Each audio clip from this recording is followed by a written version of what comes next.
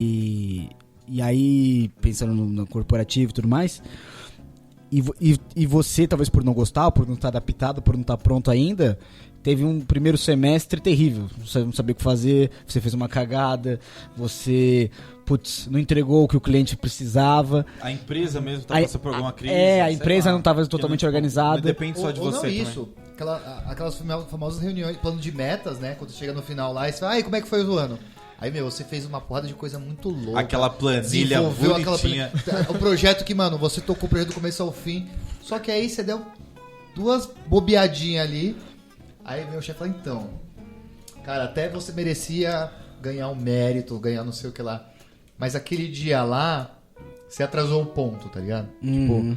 Tipo, não precisa, mas às vezes é um negócio tão escroto que por uma besteira, você perde o negócio, porque as pessoas prestam mais atenção nas suas derrotas, nos seus erros, do que em todos os seus acertos. Né? E esse exemplo é um exemplo claro de, cara, dê tempo ao profissional, prepare ele, e o título vem. Tá ligado? É isso, porque os profissionais são seres humanos no final. Exatamente. O Alex Ferguson também precisou de um tempo. E eu acho, só pra gente não deixar passar a batida, que talvez a gente tenha falado pouco, o esporte... Bom, meu TCC foi disso, mas não vai dar tempo de contar, mas depois eu vou conversar com o Pedro depois. Meu TCC foi na faculdade, foram os problemas sociais refletidos no futebol.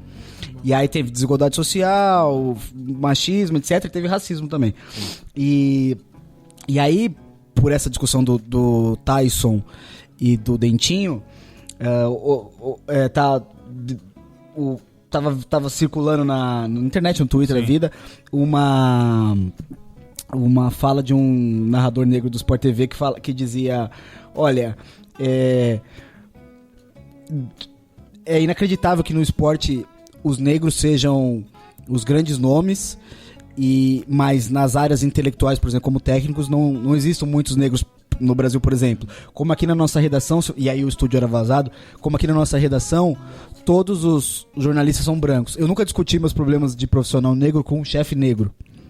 E nem acho que eu vou conseguir na carreira dele. E ele vai falando essas coisas. E eu acho que o futebol também é isso. Que é muito louco, porque a gente exalta... e aí não tô falando não só de futebol. Você vai pensar, bom, tem o Pelé. Tem o Pelé, tem o LeBron James, tem a Serena Williams. Mas você vai ver as mesas de futebol ou de esporte por aí, os comentaristas estão todos brancos. Então o futebol, assim como o mundo corporativo, você também... muitos desses esportes crescem na periferia, né?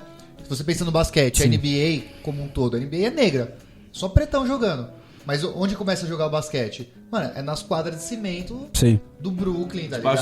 Debaixo do viaduto, entendeu? Onde começa o jogador de futebol, cara? É no terrão aqui, da periferia, da favela, entendeu? E aí você tem uma meia dúzia aí, né? Quando fala meia dúzia enfim, vocês entenderam? Que a galera que teve oportunidade fez uma escolinha melhor, com mais condições e tal, e conseguiu crescer, mas o esporte cresce na periferia. Então você vê a galera crescendo, e aí acaba virando meme depois, né? O jogador, cara, que o cara joga pra caramba, mas o cara não sabe falar, por exemplo. Né? E aí o cara vai e fala uma besteira e tipo vira meme, entendeu? É isso, o cara não teve condição de estudar, entendeu? E eu acho que isso, o Pedro pode falar também da experiência dele, O fato de ser, por exemplo, o primeiro negro, etc., onde eu trabalho também num veículo jornalístico, num prédio na Faria Lima, eu só sei 4 negros. Um sou eu, os outros 2 são seguranças e o outro é o rapaz da limpeza. Eu só vejo esses 4. Tem o veículo que eu trabalho e a XP Investimentos e coisas desse tipo. Na redação que você trabalha, só tem você? Só tem eu. Tem um, mas assim, é isso, mas uma redação, sei lá, um andar inteiro num prédio gigantesco. Quantos? 100 pessoas? Mais de 100 pessoas. São 2 pontos muito bons, né? O primeiro, acho que, pegando já o seu gancho, eu lembro das dinâmicas de grupo que eu fazia e, cara, invariavelmente, eu olhava pro lado e eu via 0 negros. Era eu, e às vezes quando tinha era uma menina que olhava pra ela e falava, você, isso aí eu quero que você passe, porque, tipo, o ambiente corporativo, naturalmente, ele é um ambiente onde as pessoas negras estão menos inseridas. Seja pela faculdade, seja pelas oportunidades, seja por acesso, Mas hoje eu sinto que a Tem Jogo tem um papel também de empoderar e de mostrar e de falar, cara, é possível que você seja um profissional negro e você chegue a um sucesso corporativo. Eu lembro que quando eu comecei, eu tinha pouquíssimas referências no Brasil de profissionais negros. E eu falava, pô, esse executivo eu gosto. Os programas que eu assistia tinham profissionais brancos. E aí eu olhava muito pra fora do país já acontece um pouco mais, mas hoje, pô, eu tenho um cargo de gerência, eu sei que a gente trabalha muito dentro de operações de loja, né? E ali o pessoal é mais simples. Eu lembro que, tipo, eu entrei em uma loja e o menino me deu um abraço, assim, tipo, ficou me olhando muito, assim, na loja, porque fala, o gerente vai na loja, o gerente vai na loja. Na hora que eu cheguei, ele me deu um abraço, assim, de tipo, pô, legal te ver, cara. Ele falou isso, mas por trás disso tava, pô, legal ver que um profissional negro é um gerente e é reconhecido dentro do mercado. Então, tipo, existe um papel também, que aí eu sei que eu preciso fazer mais. Hoje eu levanto muito a bandeira do esporte, mas também levantar essa bandeira de mostrar e falar, cara, eu tô aqui. E você que é estagiário, você que tá começando a carreira, você que tá na faculdade, cara, é possível. E existem hoje grupos de profissionais negros, tanto no LinkedIn como em outras redes sociais, que estão se ajudando e se impulsionando. Isso precisa acontecer para que a gente possa dar acesso a essas pessoas que tentam, porque muitos desistem por não se encontrar similares. Sim. Esse é o primeiro ponto. Então a gente acha que, eu vendo o podcast que eu estou gravando aqui, vejo que tem outros profissionais negros gravando podcast, distribuindo conteúdo, isso eu já acho animal. E de forma íntegra, de forma boa, com qualidade. Isso é animal. Isso é animal. Sim. E é preciso mesmo que isso aconteça. E o segundo ponto, que é o do acesso, que você falou, o cara não sabe dar uma entrevista. Cara, muitas vezes eu tenho amigos também que a única opção que ele tinha era ser jogador de futebol, era investir no esporte. Assim, porque dentro da minha condição, eu tinha vários privilégios. Só pra eu ter uma mãe, ter um pai, ter uma casa, ter o que comer, ter o que beber. Já tava na frente de um monte de ter o gente. que dormir. Eu já largava na frente de vários. Porque eu sinto que tinha ali uma outra galera ali, aí sendo negro ou não, mas que, cara, o menino pegava 2, 3 trens pra chegar, muitas vezes ia treinar com fome. Eu lembro que o meu pai fazia muito isso. Tipo, ele pagava lanche pra outros jogadores do time ali. E naquela época eu não entendia muito bem por que ele fazia aquilo. Mas ele fazia. E hoje eu entendo, porque a gente já tinha uma condição de privilégio. Então o esporte ele pode te proporcionar isso, porque muitas vezes a única escolha da pessoa é isso. Se não é isso, não é nada. Eu tive outras escolhas, né? E dependendo da onde a pessoa tá, a escolha dela, cara, é um caminho, né? Um caminho torto. E você vê na periferia aí, tipo, pra quem não tem noção, tem um amigo nosso, eu vou trazer ele aqui qualquer dia, que você conhece, o MCDS, cara. Ah, sim, sim. E, cara, ele fala, os caras, tipo, na periferia, um gerente da boca, o cara ganha 16 conto, velho. Com 16 anos, ganha 16 mil reais. Entendeu? Como você vai falar pra um cara desse trabalhar de caixa de supermercado? Né? Exatamente. Um cara que veio o exemplo desse. Bom, fora todo o status que tem. Que tem tudo, né? Bom, infelizmente o nosso tempo, a gente podia ir embora nesse assunto, né? Mas o nosso tempo vai acabar. Mas eu queria só fazer aqui a ressalva também de... que a gente já fez, mas só pra deixar bem claro, que também a importância, e aí o Pedro pode falar também, do que tem sido do caralho, pelo menos aqui. Lógico que tá muito, muito, muito, muito longe do que é preciso. Mas, por exemplo, a repercussão que houve da Copa do Mundo Feminina, de como as mulheres nunca conseguem se enxergar no esporte, às vezes também porque você liga a TV, só se fala de futebol masculino, de esportes masculinos, só homens discutindo, mas agora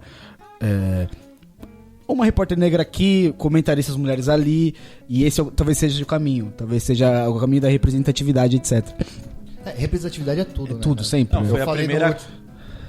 Eu falei no último episódio que a gente tá falando da onda de filmes de super-herói, né? Isso. Cara, querendo ou não, Pantera Negra, cara, Cara, foi um puta de um filme. Quando você tinha... Vou fazer uma pergunta. Quando você tinha lá seus 15 anos, que herói negro que você via? Nenhum. Eu lembro de um só, que era o... Super Choque. O Ranger Preto. Eu ia falar Super Ah, Choque. é, Super Super Choque. Choque. Super Choque. Eu lembro do Ranger Preto, o primeiro Power Rangers, que era o Ranger Preto, que depois saiu. Cara, mas olha como, Era o Jason. mas olha como o esporte e o futebol é foda. Eu era goleiro, e o goleiro que eu mais, por razões, por ser corintiano, etc., mas o goleiro que eu mais achava foda era o Dida. Exato.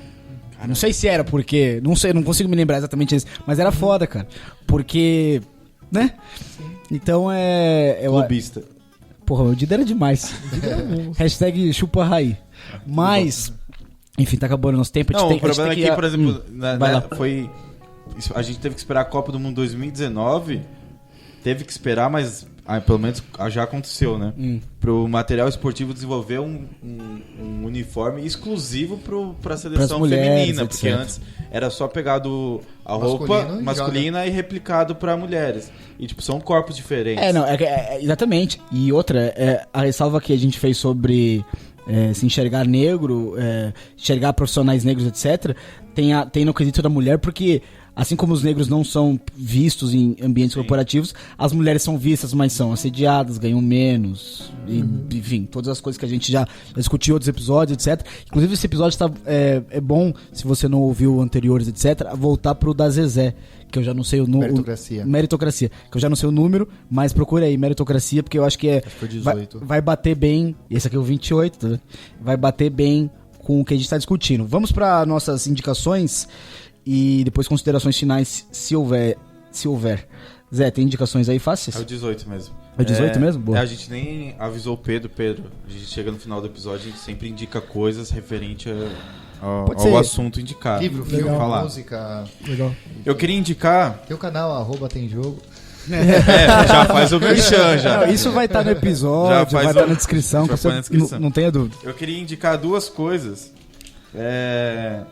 Um é um filme de ficção, mas fala muito disso de você escolher o esporte enquanto criança e adolescente, sofrer preconceitos tanto da família quanto de amigos e tudo mais, que é o filme Billy Elliot, que é de 2000, se eu não me engano, 2003. Isso é uma boa pergunta. Mas fala muito dessa questão o pai matriculou o filho na escola de boxe, porque naquela época o cara só podia lutar, que o filme se passa na década de 80, e aí o menino não se identifica, mas vê a dança como algo que ele gosta de fazer.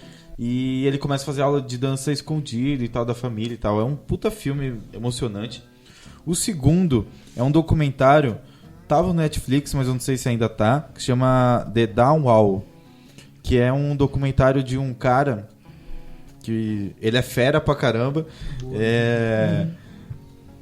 Ele tem um leve grau de autismo e ele passou por um sequestro no Quirguistão e tal, e tipo, ele escalava montanhas e, cara, ele não tem um dedo na mão, e ele escalou o El Capitan, que fica lá nos Estados Unidos, que é um puta parede de pedra, que é impressionante o filme, assim, e, tipo, você deve assistir.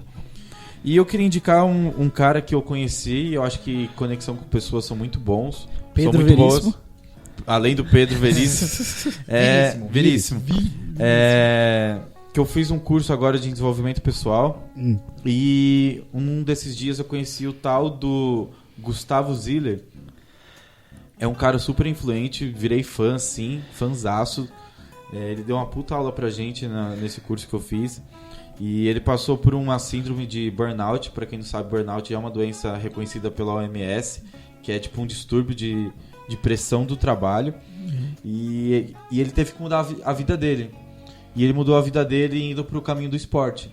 Tipo, ele chegou a uma certa idade da vida que ele falou assim, cara, se eu quero viver, eu tenho que ter viver bem, eu tenho que ter uma vida mais leve, tranquila, e tipo, o trabalho não define as pessoas, e sim os conceitos e os valores que ele tem, que ele carregou a vida inteira. E hoje ele tem um projeto junto com o canal Off, que é o 7 Cumes. Ou seja, ele está escalando as 7 maiores montanhas dos continentes, de cada continente.